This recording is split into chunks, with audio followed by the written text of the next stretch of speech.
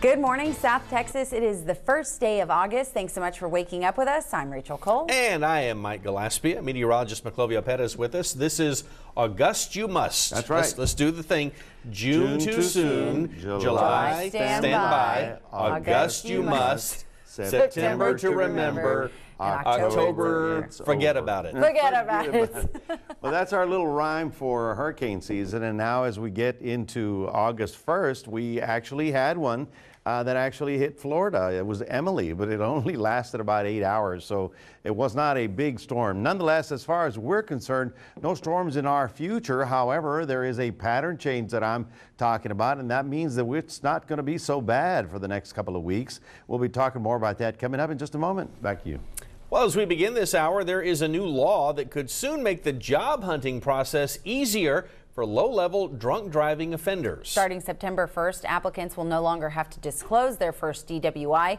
Our Roland Rodriguez joins us now live from the courthouse with more details.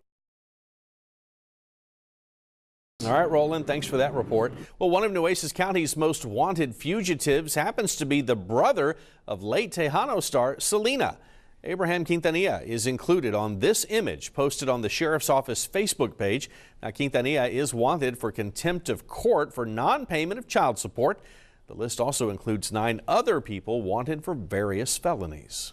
Well, 18 Texas sheriffs have signed up to participate in a federal immigration enforcement program. Officials announced the partnership agreements for the federal 287 program, which allows authorities to question people's immigration status. 60 law enforcement agencies participate nationwide. Under the program, Sheriff's Office personnel are trained so that people jailed locally and found to be in the country illegally can be held until federal agents decide if deportation is appropriate. The Corpus Christi Immigration Coalition will participate in the statewide. Also in court will be 18-year-old Juan Sanchez. He's accused of stabbing an innocent bystander after robbing the Lowe's hardware store. During his appearance today, the court will discuss his attorney status. The Trump administration has announced financial sanctions against the Venezuelan president. The sanctions freeze any assets President Nicolas Maduro may have.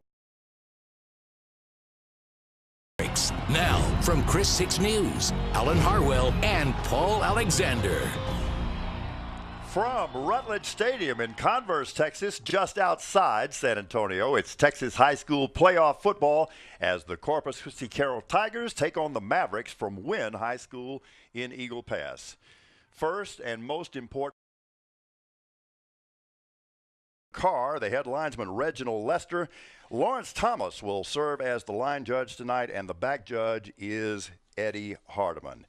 You know, think about the butterflies that are in the stomachs of those captains right now as they gather at midfield for the coin toss. You know, all the work that you've put in throughout your career, and since two-a-days started back in August, you finally get a chance to play in the postseason, and you really realize what's at stake here. Exactly right. And for the Tigers, they want to prove that they can win a playoff game. It's been 7 years since they've won a playoff game, so tonight is the night they hope they can get past that first round. And as you mentioned, for the Mavericks, this is brand new territory. Never been here before. They don't know what it's going to be like. You know, they're going to go out there and give it their best, and we'll see. It's going to be a fun game to watch. It's going to be interesting to see how the success. We'll flip it, let it hit the ground. All right, let's go down the field and pick up the coin toss. All right, tails is the call. What we have, Mr. Umpire? What we got? Tails. You won the toss. Eagle Pass has won the toss. They defer.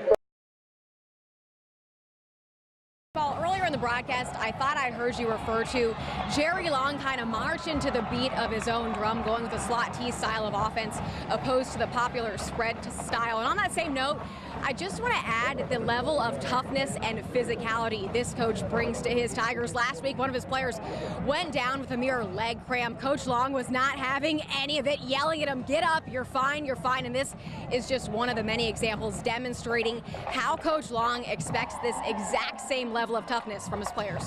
Thank you very much. Thank you very much, Annie Sabo. And the Mavericks showing some tough.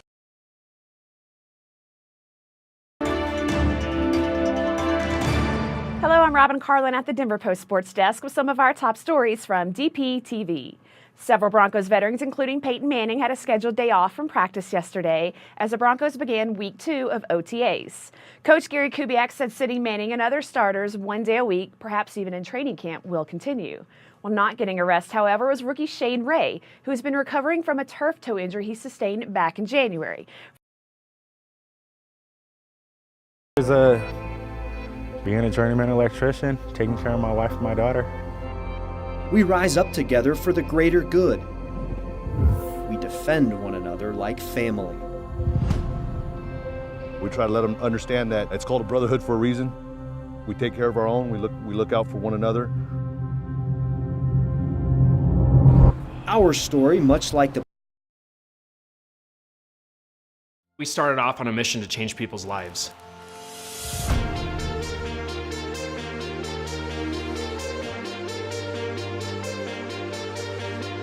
We offer our members literally a one-stop shop, all-encompassing wellness continuum. It starts off with proprietary tools and technologies that allow us to get a whole person view and snapshot of where that person is today. So that allows us to then design physiology interventions with that person. It allows us to design possible physical therapy need and then get them into that behavioral curriculum. Knowing that all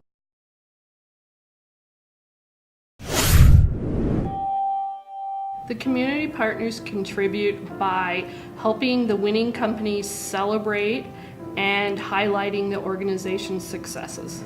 Believe it or not, there are companies that are growing within Denver that we're not aware of. So for us, this is a great way for us to be able to inventory who's growing quickly, get to know them, and see what we can do to provide them some help. I think what's most surprising about the Colorado Companies to Watch program is the support it gains from across the state, from the economic developers to the cities and the governments, the volunteers, but most importantly, the past winners who continue to support a network of incoming winners. The Boulder